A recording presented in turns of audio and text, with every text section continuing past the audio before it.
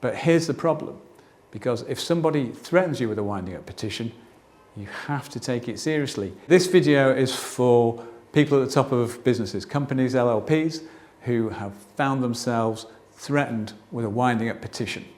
And it's what to do if that threat is made against you. When should a winding up petition be issued? Well, it should be issued if one of your creditors genuinely thinks that you can no longer pay your debt to them because you're insolvent.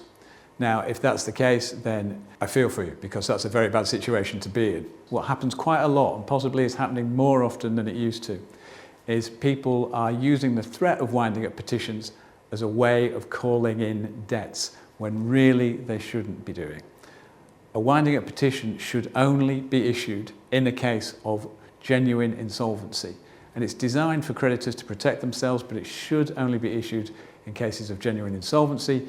If you're not insolvent and you have a dispute about the debt, then the creditor should not be issuing a winding up petition. If they threaten to issue a winding up petition and then actually do it, by the time they get to court, you'll be saying to the court, well, look, we dispute this debt. You know, this debt isn't necessarily owed in the way that they say or to the extent that they say. And you say, by the way, we're not insolvent. And if that happens, then the court will simply dismiss their winding up petition and will order costs against them and possibly tell them that they have abused the court process. I'm speaking to someone at the moment who has been through that nightmare and did get a judgment from the court saying that the winding up petition issued against them was an abusive process.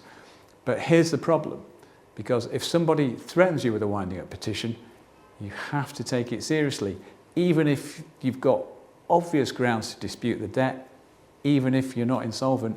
You have to take the winding up petition seriously, because it will seriously damage your business if somebody issues that winding up petition against you. After a week of it being issued, it will be published in the London Gazette. It becomes public knowledge that somebody is trying to wind up your business, and that affects all kinds of things. It affects your credit rating, and the people you do business with will start demanding money up front, and it will cause you all kinds of problems and losses. So what do you do if you've got a threat of a winding up petition and it's a false threat? It's because someone's trying to bully you into paying their debt. Well, you have to deal with it straight away. Immediate action is required. For companies, it's not necessary to issue a statutory demand, but if somebody does issue a statutory demand and you don't respond to that statutory demand, then after 21 days, they have the right to issue a winding up petition on the presumption that the debt is owed. So you then have to prove to the court that it's not owed. For people, for personal individuals, if you get a statutory demand threatening you with personal bankruptcy, what you can do is make an application to set aside that statutory demand, and you must do that within 18 days. So you have to act very quickly. If you're a company, you can't apply to have a statutory demand set aside. What you can do is you can apply to the court for an injunction to prevent somebody from issuing a winding up petition. Now, if you've got a debt and you're disputing that debt, then perhaps the first step you could take is to raise the dispute with the other side. But the other side may not see things your way because they're simply trying to bully you. So you have to make the really pretty difficult decision that you're not going to take this anymore and actually you're going to act proactively and make the application for an injunction. If the petition's already issued, then you have to act very quickly indeed, because you've got a few working days between the issuing of the petition and its publication in the London Gazette. You can apply for an injunction to prevent the publication of the petition if that's a situation that you find yourself in.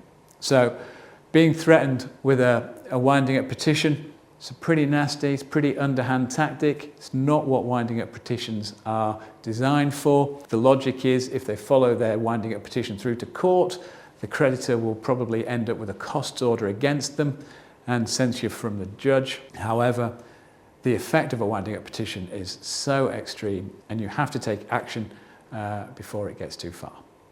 If you find yourself in that unfortunate position, then please get in touch. We'd love to speak to you. Please go to the website, press the book a meeting button. That'll get you a 30-minute Teams meeting with me, entirely free of charge or obligation. Alternatively, send us an email, let us know a little bit about your case, or give us a call and we'll give you a call back. You can do any of those things, or you can leave a comment or a question in the space below this video. Thanks very much.